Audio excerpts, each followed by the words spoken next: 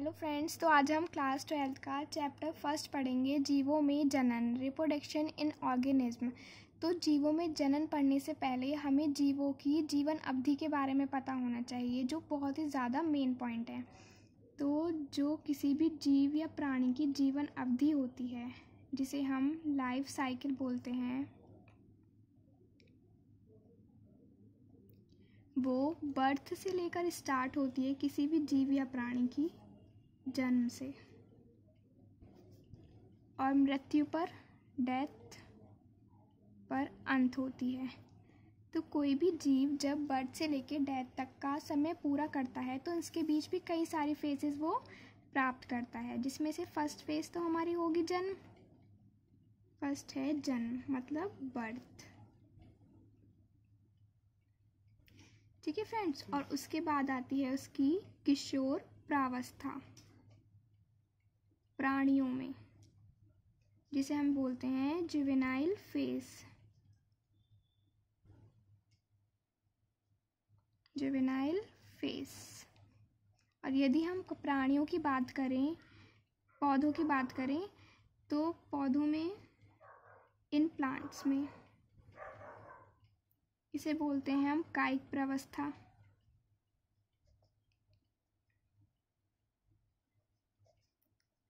Vegetative phase.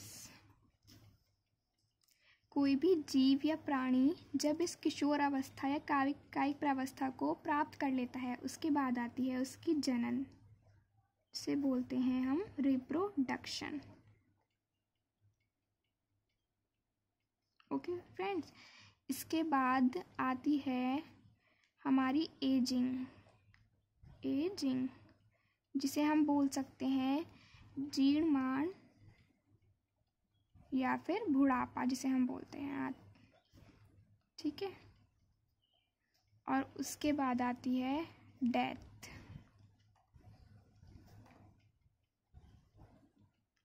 ये life cycle जो होती है हर एक जीव की अलग अलग होती है। किसी की बहुत ज़्यादा, किसी की एक दिन होती है, किसी की 200-300 वर्ष भी होती है। तो मैं आपको इसके कुछ एग्जाम्पल बताना चाहूँगी। जैसे अगर हम शॉर्टेस्ट लाइफ साइकिल का बात करें, सबसे छोटी अवधि,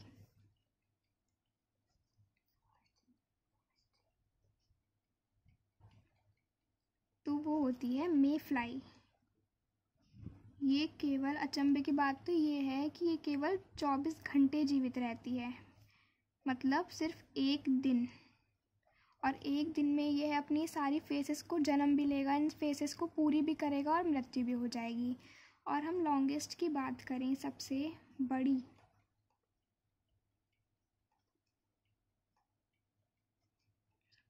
अवधि की बात करें, तो आपने बहुत सुना होगा कछुआ। कछुआ काफ़ी वर्ष तक जीता है, 200 से 300 ईयर्स तक। और अगर पौधों में देखें, इन प्लांट्स, तो आपने देखा होगा कि बरगद के काफ़ी पुराने पुराने पेड़ होते हैं। तो बरगद जो है, बरगद तो 100-1000 वर्ष जीता है। तो ये हो गई हमारी पूरी लाइफ साइकिल।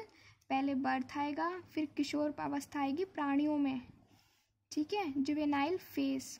और कायिक प्रावस्था होती है प्लांट्स में, जिसे हम वेजिटेटिव फेज कहते हैं। उसके बाद रिप्रोडक्शन, एंड देन जीर्णमाण प्रावस्था या बुढ़ापा, एजिंग, और उसके बाद मृत्यु। ठीक है, अब हम मेन टॉपिक पे आते हैं, जो हमारा चैप्टर है जीवों में जनन। तो जनन, जिसे बोलते हैं हम रिप्रोडक्शन। जो रिप्रोडक्शन होता है ये मेनली 2 टाइप्स का होता है। अलैंगिक, जिसे बोलते हैं हम एसेक्सुअल रिप्रोडक्शन, और एक होता है लैंगिक जनन, जिसे बोलते हैं हम सेक्सुअल रिप्रोडक्शन।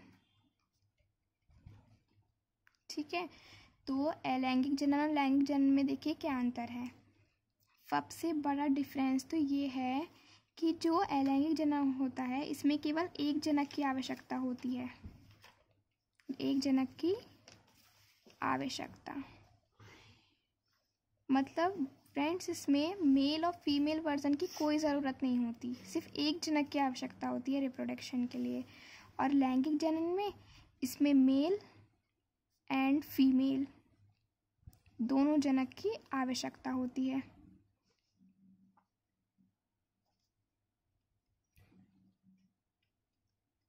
कोई आपसे पूछे कि सबसे बड़ा अंतर कौन सा है सेक्सुअल रिप्रोडक्शन और सेक्सुअल में, तो एसेक्सुअल में केवल एक जनक की आवश्यकता होगी और सेक्सुअल में 2 जनक की आवश्यकता होगी।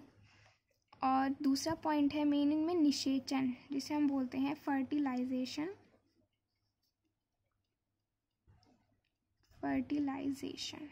निषेचन जिसे बोलते हैं। अलैंगिक जनन में निषेचन की क्रिया का कोई महत्व नहीं है, क्योंकि जब एक जनक है, फीमेल वर्जन नहीं है, ना फीमेल है ना मेल, तो इसलिए निषेचन की क्रिया नहीं होगी। लेकिन जो लैंगिक जनन है इसमें निषेचन बहुत ज़्यादा महत्व रखता है, क्योंकि इसमें मेल और फीमेल दोनों होते हैं। ठीक है। और अगर हम देखें जो निषेचन के बाद जो संतानें पैदा होती हैं लैंगिक जनन से, उनमें बहुत ज़्यादा विभिन्नताएं पाई जाती हैं, क्योंकि इसमें मेल और फीमेल दोनों अलग जनक होते हैं। जैसे हम ही देखो, अपनी मम्मी पापा जैसे सेम नहीं होते हैं, क्योंकि हम लैंगिक जनन से प्राप्त संतानें हैं। लेकिन अलैंगिक जनन में क्या होता है, जब मेल और फीमेल वर्जन नहीं है तो बिल्कुल सेम होते हैं अपने पेरेंट्स जैसे, सेम पेरेंट्स जैसे।